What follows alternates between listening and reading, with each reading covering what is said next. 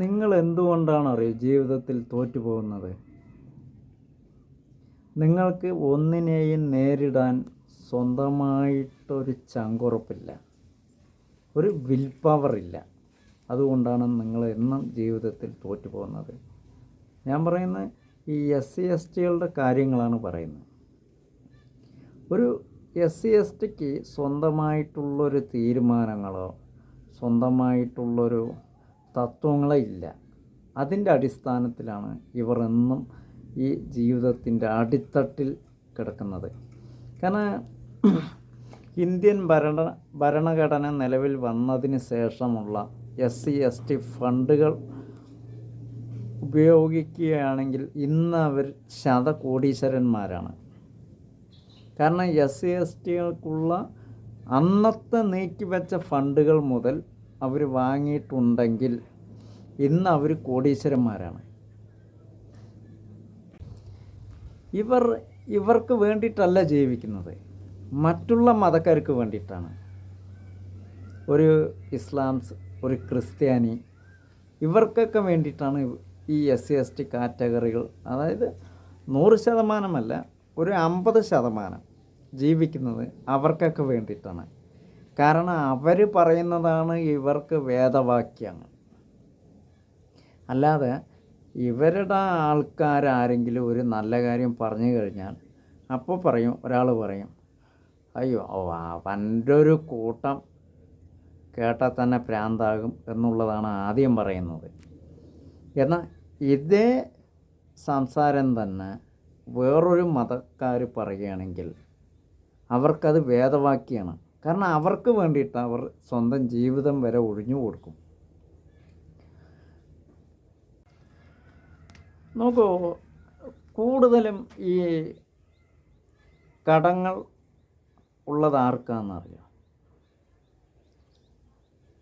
SC STകൾക്കല്ല, എന്നാൽ ഹിന്ദുക്കൾക്കല്ല, ഇസ്ലാമിനും ക്രിസ്ത്യൻസിനാണ് കൂടുതൽ കടബാധ്യതയുള്ളത്. അവരാരും ആത്മഹത്യ ചെയ്യുന്നില്ല. ഇസ്ലാമിൻ്റെ വേദവാക്യത്തിൽ പറയുന്നത് ആത്മഹത്യ ഹറാമാണെന്നാണ്. കാരണം അവർ ആത്മഹത്യ ചെയ്യില്ല. അതേപോലെ ക്രിസ്ത്യനും എത്ര കടങ്ങളുണ്ടെങ്കിലും അവർ ആത്മഹത്യ ചെയ്യുന്നില്ല. എന്തുകൊണ്ടാണെന്നുള്ളത് നിങ്ങൾ ആരെങ്കിലും ചിന്തിച്ചിട്ടുണ്ടോ? കാരണം ചിന്തിക്കാൻ നിങ്ങൾക്ക് സമയമില്ല. കാരണം നിങ്ങൾ നിങ്ങളുടെ കാര്യം നേരെ നോക്കുന്നില്ല, പിന്നെയല്ല അവരുടെ കാര്യം ചിന്തിക്കുന്നത്. അവർ പറയുന്നത് നിങ്ങൾക്ക് കേൾക്കണം, അതിനുള്ള തത്രപ്പാടിലാണ് നിങ്ങളുടെ ഓട്ടം. നിങ്ങൾ ഒരു കാര്യം ഒന്ന് ചിന്തിച്ചോളൂ. നിങ്ങൾക്ക് ചിന്തിക്കാൻ കഴിവുണ്ടെങ്കിൽ മാത്രം, ഞാൻ നിർബന്ധിക്കണമെന്നില്ല. നിങ്ങൾ പണിയെടുക്കുന്നത് നിങ്ങളുടെ വീട്ടിലേക്ക് വേണ്ടിയിട്ടാണ്, അല്ലാതെ വേറൊരാളുടെ വീട്ടിലേക്ക് വേണ്ടിയിട്ടല്ല നിങ്ങൾ പണിയെടുക്കുന്നത്. വേറൊരാളുടെ വയറ്റിലേക്ക് മദ്യം വാങ്ങി ഒഴിക്കാൻ വേണ്ടിയിട്ടല്ല നിങ്ങൾ പണിയെടുക്കേണ്ടത്. നിങ്ങൾ ആവശ്യത്തിന് കുടിച്ചോളൂ. നിങ്ങൾ ഒരു കാര്യം ചെയ്യുമ്പോൾ അവർ നിങ്ങളെ പേടിപ്പെടുത്തും. കാരണം അയ്യോ അതൊക്കെ നിന്നെക്കൊണ്ട് നടക്കൂടാ, അത് നടക്കും തോന്നുന്നില്ല എന്നുള്ളത് അവരാദ്യം നിങ്ങൾക്കൊരു വഴിയിട്ട് തരും. പക്ഷെ നിങ്ങളതിൽ വീഴാതെ ശ്രദ്ധിക്കുക. എന്നാൽ മാത്രം തന്നെ നിങ്ങൾക്ക് ജീവിതത്തിൽ പിടിച്ചു നിൽക്കാൻ കഴിയുള്ളൂ. കാരണം നിങ്ങളുടെ കാര്യങ്ങൾ മാത്രം ശ്രദ്ധിച്ചാൽ മതി, അടുത്ത ആളുടെ കാര്യം ശ്രദ്ധിക്കേണ്ട കാര്യമില്ല.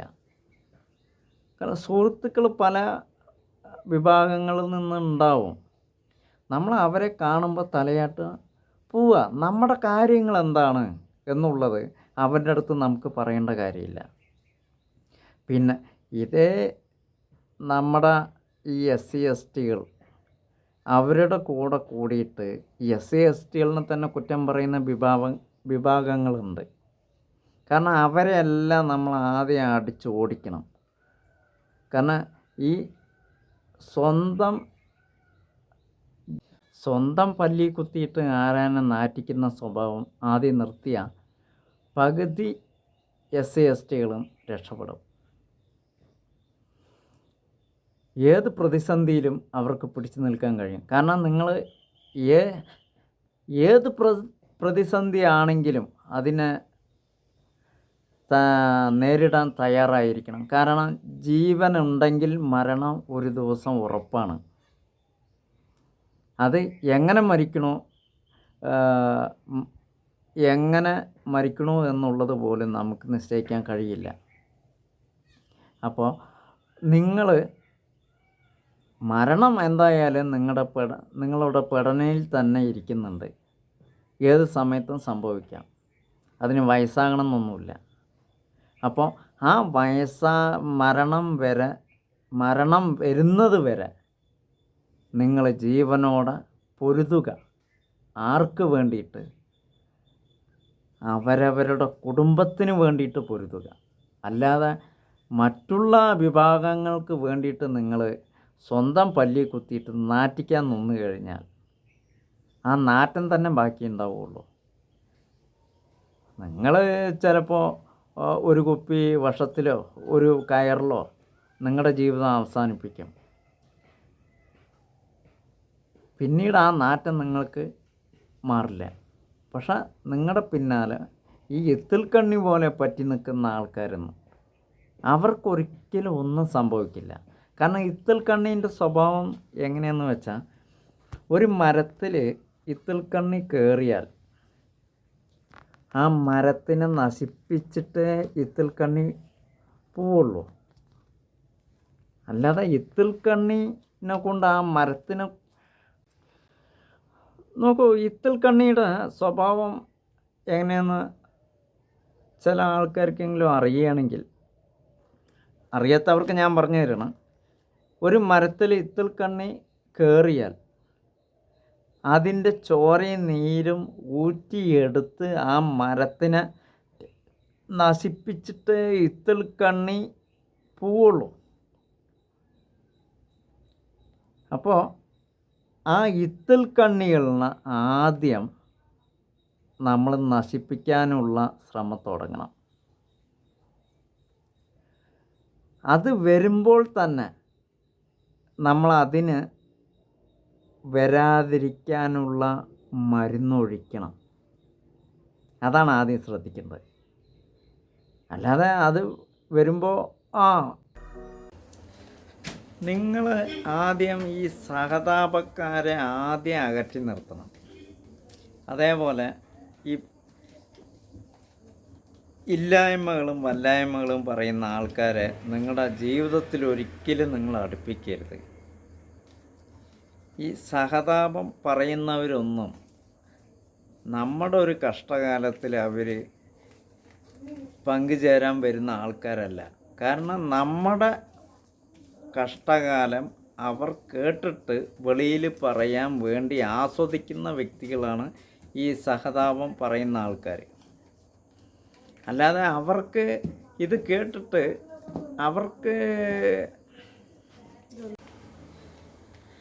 അവർക്കിത് കൊണ്ട് വലിയ ഗുണമൊന്നുമില്ല. എന്നാൽ അവരുടെ ജീവിതവും ചോദിച്ചു.